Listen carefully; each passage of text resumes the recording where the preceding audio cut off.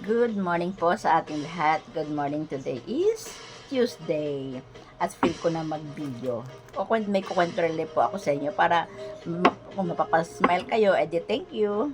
Kasi di ba nung panahon po na noon at saka ngayon, yan, kwentuhan po tayo. Kasi po nung mga bata pa kami, ano po, pili ko po hindi naman kami sobrang hirap eh. Kasi ang dami naming manok. Kapag yung dami naming manok pag nagpapatuka ang tawag doon, yung naghahagis ng pagpapakain sa umaga. Dahil po namin manok, yung aming harapan, punong-puno.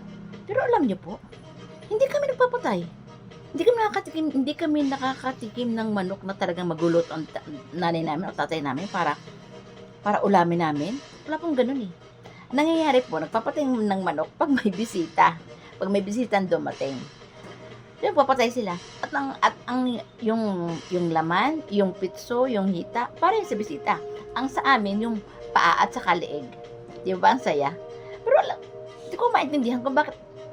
Sabi ng tatay ko, pag maliit pa, wag mo nating katayin. Paramihin mo na natin. Pag nangitlog, nasabihin ng tatay ko ulit, huwag niyo papakilaman ng itlog. Mapisaan muna para dumami ang ating manok. So, ganun cycle, ganun. Pag lumaki-laki na, wag gagatayin kasi para mangitlog. Pag nangapangitlog, sabihin naman, wag pakikilaman ng itlog. Para pag napisa, may manok na bago. So, ganun po. So, badalin sila dapo. Umalis kami dun sa Quezon. Hindi kami nakatikim, hindi kami nagsawa sa manok. Tapos po, ang masaklap nito, pag dumaan yung peste, kasi may peste po noon sa probinsya. Pag dumaan ang peste, makita niyo po yung mga manok, magbabagsakan na lang. Makita mo sa harapan namin, nangalat yung mga patay na manok. So, yun po, parang, yun? Hindi kami nakatikim. Pero nagka-peste-peste, lalo wala nangyari. So, lalo po wala mangyari kasi pararamihin ulit. So, ganun po. Ngayon po, nung ako mga grade 5 ganyan, naiwan po ako sa bahay. Siyempre po bata na bata na, sabik sa pagkain kasi hindi kami nakatikim ng manok eh. Ngayon, yung may itlog po na manok, itlog ng manok, di ba po ang manok pag itlog, pag alis niyan sa pugad, pupatak yan. So, takbo ko dun sa akibat, kasi kalimitan po yung mga pugad niya na sa balis-bisa ng bahay namin. So, inakyat ko yung pugad, kinuha ko yung itlog na bagong itlog, kinuha ko po. Nilaklak ko po. Nulaklak ko, mati ko masuka. Hindi naman pala masarap. Masarap ang lasa pala. So, hindi na ako umulit. Hindi naman pala masarap yan. So, parang curious lang na bakit ba pinagbabawal yung itlog na yan? Hindi tayo makatikim ng itlog na buo. Magdalaga ng itlog. Biyak-biyak pa kami. Saan ko naman nakakita nun? Babaan kami sa school. Ang baon po namin, tigkakabiyak na itlog. Hindi pa mabuo. Samantalang ang dami namang itlog. At pag nilindol pa, yan pa isa pa, pag nilindol, sasabihin po ng tatay ko, yung lahat ng itlog na inadaanan ng lindol, inabot ng lindol, lahat daw po yun ay bugok. Yung bugok yung hindi na magsisisiw kasi nasira na, nakalog na, ganyan. So, hindi rin kami pwedeng kumain kasi yun daw po inakabobo. So, hindi na talaga makatikim ng itlog. Ang nangyari po yung itlog na yun, dahil sa kanila na lang daw kasi matanda na sila, wala na mawawala sa kanila. Kung sila ang kumain doon sa bugok na itlog. Ang tawag po doon sa probinsya namin, pag nadaanan ng lindol, bugok na, hindi na pwede. So, wala din po. So, yun po ang cycle ng aming, cycle ng aming buhay sa probinsya. Parang iniisip ko ngayon na, parang hindi naman kami mahirap ng panahon yun. Kasi kung sa hayop, may hayop kami. Mahayop kami. Meron pa nga kaming kambing dati eh. Kambing, maraming manok, may baboy din po kami inaalagaan. Pero hindi rin po kami nakakatikim talaga, hindi ko maintindihan. Kung bakit, hindi ko maintindihan. Tapos po yung mga gulay, kompleto po kami. Bawang sibuyas,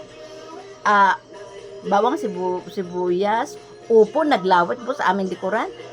Ang talong, ang dami po namin talong. Ang sitaw, ano pa ba? Basta, kompleto po kami. Kung sa Ricardo, hindi kami mawawalan. Pero hindi rin po namin nagagawa. At nangyayari, pag dumadaan po sa amin yung nag-uulam kami ng gata. Bakit gata? Kasi ko maisip na, bakit gata? Bakit di kumuha ng papaya at ginataan para naging gulay? Alam mo po, nakakapagtaka ng buhay talaga noon. Hindi ko po alam kung kami lang yon. Siguro po kami lang yon. Kasi parang hindi naabot na pag-iisip ng parents namin na pwedeng gulay, na pwedeng maggulay. Nagugulay naman po eh.